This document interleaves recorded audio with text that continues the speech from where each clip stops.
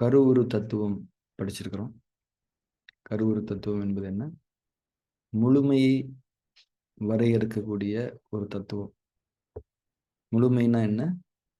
ஒன்றுக்கொன்று சமமான 2 வெவ்வேறு அம்சங்களுக்கு இடையே இருக்கக்கூடிய இணக்கமே ஒரு முழுமையை ஏற்படுத்தும் அப்படின்னு நம்ம படிச்சிருக்கோம். அதாவது ஒரு முழுமைனா அதுல 2 தன்மை இருக்கும் அப்படிங்கிறது தான் இன் ஷார்ட் கருவுரு தத்துவத்தினுடைய விளக்கம். இந்த உலகத்துல இருக்கக்கூடிய எல்லாமே முழுமையின் தன்மைகள் தான். எல்லா அம்சங்கள்லையுமே முழுமை என்பது இருக்கிறது. சில விஷயங்கள்ல இருக்கக்கூடிய முழுமையை நாம உணர்றதில்ல. சில விஷயங்கள் முழுமைக்கான நிபந்தனைகள பூர்த்தி செய்யாம இருக்குது. படைக்கப்பட்ட தன்மைகள் முழுமையை பூர்த்தி செய்யாமல் இருப்பதில் மனிதர்களுடைய பங்கும் முக்கியமானதாக இருக்கும் என்பதையும் நாம் புரிந்து கொள்ள வேண்டும். இப்ப மனிதர்களாகிய நம்மை எடுத்துக்கொண்டால், நாம் தேவைகள் உடையவர்கள். நமக்கு நிறைய தேவைகள் இருக்கு. தேவைகள் இல்லாத எந்த மனிதனுமே படைக்கப்படவில்லை. மனிதனுடைய இயல்புகளில் முக்கியமானது தேவை. தேவைகளோடு இருப்பது. மனிதன் எதனையும் படைக்கக்கூடியவன் அல்ல. எல்லாத்தையுமே அதாவது எல்லா தேவைகளையுமே அவன் கேட்டு பெறக்கூடியவனாக இருக்கின்றான். கேட்பது என்பது நம்முடைய இயல்புதான்.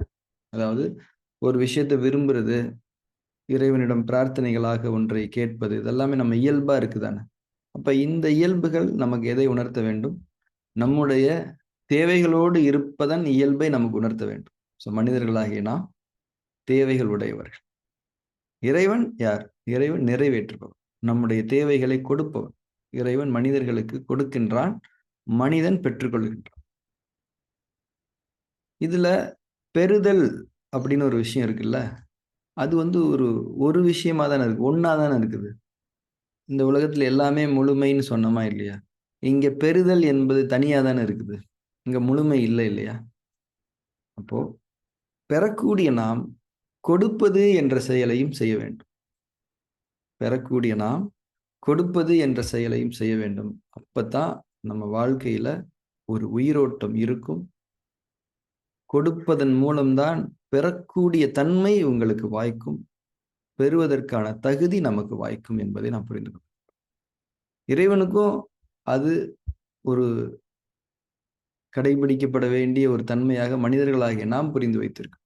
அதாவது கொடுத்தல், பெறுதல், பெறுதல், கொடுத்தல். இந்த சுழற்சிக்குள்ள மனிதர்களாகிய நாம் இறைவனையும் சேர்த்திருக்கின்றோம். இறைவன் தனித்துவமானவன், படைப்பினங்களைப் போல அல்லாதவன். ஆனால் மனிதர்களாகிய நாம் நம்முடைய அறிவை கொண்டு அந்த முழுமையை நாம் நிறுவுகிறோம். முழுமையை அங்கே பூர்த்தி செய்கின்றோம். இறைவன் கொடுக்கின்றான், இறைவன் பெற வேண்டும் தானே என்று நாம் நினைத்துக் கொள்கின்றோம். அதனாலதான் மனிதர்கள் என்ன பண்ணுவாங்கன்னா, இந்த நம்ம கல்ச்சர்ல வேள்வின்னு சொல்லுவாங்க, யாகம்னு சொல்லுவாங்க. இறைவனுக்கு கொடுக்கக்கூடிய ஒரு தன்மை. இப்போ நைவேத்தியம் வைக்கிறது, இறைவனுக்கு படைக்கிறதுன்னு சொல்லுவாங்களா இல்லையா? அது அந்த முழுமையில நீங்க இறைவனை சேர்த்துக்கிறீங்க. வேள்வியெல்லாம் சொல்லும்போது என்ன சொல்லுவாங்க? சுவாகா அப்படிலாம் சொல்லுவாங்களா இல்லையா? சுவாகானா என்ன? அர்ப்பணித்தல். நீங்க வச்சுக்கோங்க. இறைவனுக்கு தேவையில்லை. நம்மளுடைய அந்த அறிவு அப்படி நினைக்குது. எதுக்காக இதை சொல்றேன்னா, கொடுத்தல், பெறுதல், பெறுதல், கொடுத்தல்.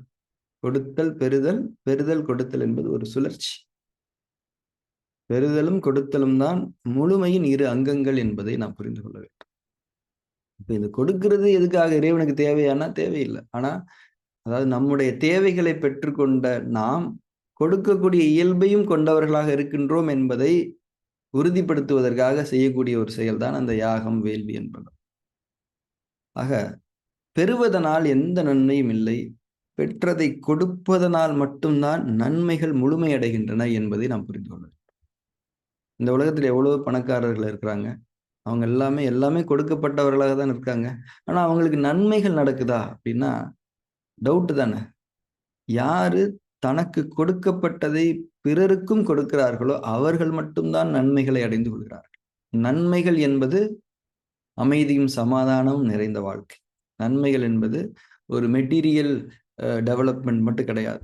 மெட்டீரியலா நீங்க பொருள் செல்வம் நிறைந்தவராக மட்டும் இருப்பது கிடையாது. உங்க தேவைக்கு போக நீங்க கொடுப்பதன் மூலம்தான் நீங்கள் அடுத்து பெறுவதற்கான தகுதியை அடைகிறீர்கள். கொடுப்பதன் மூலம்தான் நீங்கள் பெற்றதிலிருந்து நன்மைகளை, சுகங்களை அடையக்கூடியவர்களாக இருக்கு. அப்போ பொதுவா வந்து நமக்கு இயல்பா கொஞ்சம் தான் தேவையே. இப்போ நமக்கு கிடைக்கக்கூடிய பொருள் செல்வங்களை எல்லாம் கம்பேர் பண்ணி பார்க்கும்போது, உணவுகளை எல்லாம் கம்பேர் பண்ணி பார்க்கும்போது, அதுல நம்முடைய தேவை என்பது ரொம்ப கம்மியா தான் இருக்குது. நம்ம தேவை, நம்ம குடும்பங்களுடைய தேவைலாம் ரொம்ப கம்மியா தான் இருக்கு. மீதி நெறைய எக்ஸ்ட்ரா இருக்கு. நெறைய எக்ஸ்ட்ரா இருக்கு. நீங்க கொஞ்சம் எக்ஸ்ட்ரா வச்சுக்கங்க. நெறைய எக்ஸ்ட்ரா இருக்கிறத குடுத்துருங்க. அப்பதான் அந்த வாழ்வினுடைய உயிரோட்டம் என்பது நம்மால் உணரப்பட முடியும். இந்த தியானத்த நம்ம செய்ய, இறைவழி தியானத்துல தொடர்ந்து நம்ம இருக்க, நம்ம 2 விஷயங்கள புரிஞ்சுப்போம். நமக்கு ரொம்ப தேவைகள் கம்மி தான். ரொம்ப மினிமலா தான் நமக்கு எல்லாமே தேவைப்படுதுன்றத நம்ம புரிஞ்சுப்போம். ஏன்னா, அதுதான் அடிப்படை சத்தியமாக இருக்கிறது. சத்தியத்தை உணர்ந்து கொள்வது தான் விழிப்புணர்வு. தியானம் செய்ய நமக்கு விழிப்புணர்வு வந்துவிடும். அதனால இயல்பாவே நம்ம தேவை கொஞ்சம் தான். நம்மகிட்ட எக்ஸ்ட்ரா நெறைய இருக்குதுன்றத நம்ம ரியலைஸ் பண்ணிப்போம். சரி கொஞ்சம் வச்சுப்போம். ஏன்னா நம்ம பலகீனர்கள் தானே. எல்லாத்தையும் குடுத்துற முடியாதுல்ல. கொஞ்சம் வச்சுப்போம். ரொம்ப சர்ப்ளஸா இருக்கிறத குடுத்துருவோம் அப்படிங்கிற அந்த விழிப்புணர்வும், அந்த எண்ணமும் நமக்கு உருவாயிடும். நான் ஏற்கனவே சொன்ன மாரி, பெறுதல், கொடுத்தல். இந்த 2ம் தான் வாழ்வினுடைய உயிரோட்டத்தை, வாழ்வினுடைய முழுமையை நமக்கு உணர்த்தும். நீங்கள் பெற்றுக்கொண்டே இருந்தீர்கள் என்றால், அது உங்களுக்கு பாரமாகிவிடும்.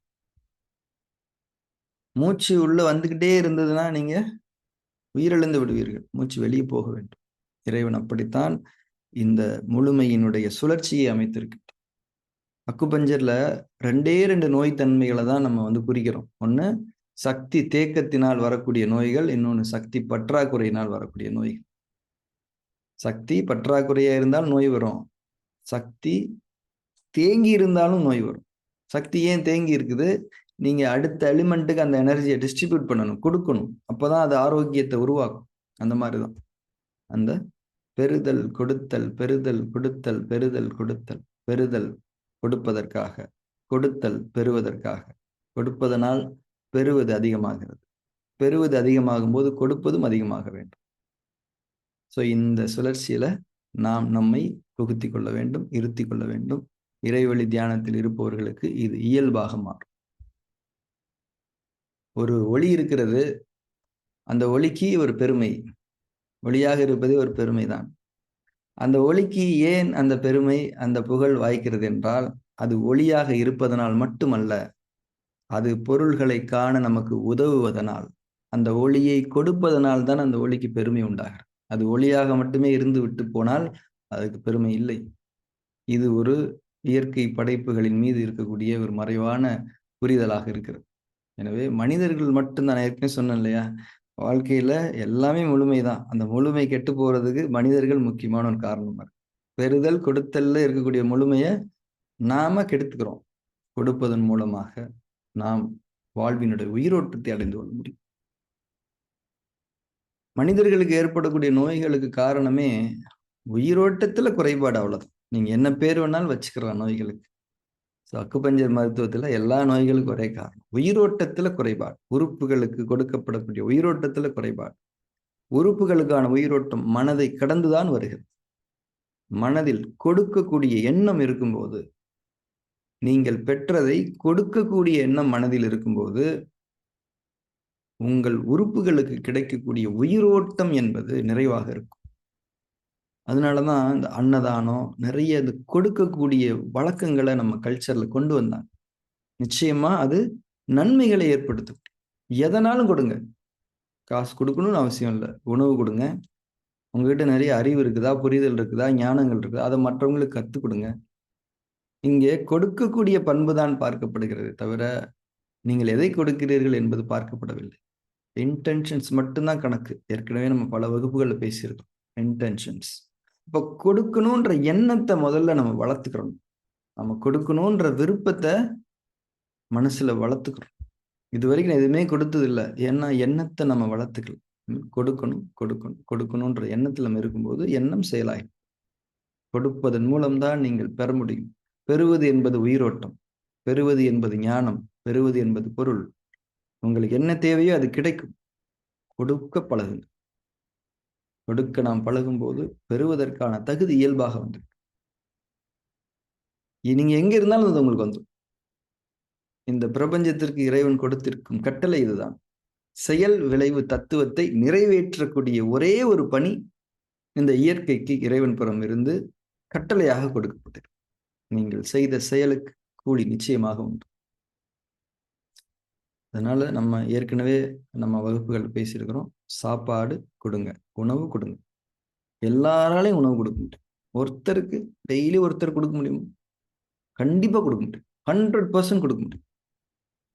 டெய்லி போய் கொடுக்க முடியாது, பரவாயில்ல. ஒரு நாள், ஒரு வாரத்துல ஒரு நாள், எல்லா நாளுக்கும் சேர்த்து கொடுங்க. உணவு கொடுங்க, எல்லாமே கொடுங்க. உங்க வீட்ல எக்ஸ்ட்ரா ட்ரெஸ்ஸஸ்லாம் இருக்கும் இல்லையா? எல்லாம் கொடுங்க. தேவை உள்ளவங்க இருக்கிறாங்க. எக்ஸ்ட்ரா பொருள்கள் இருக்கும், கொடுத்துருங்க. உங்க லாஃப்ட்ட மட்டும் ஓப்பன் பண்ணுங்க.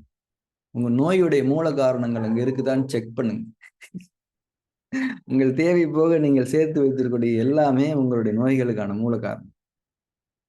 உங்களுடைய மூல காரணங்களை உங்களுடைய வீடுகளில் இருந்து முதலில் அகற்றுங்கள்.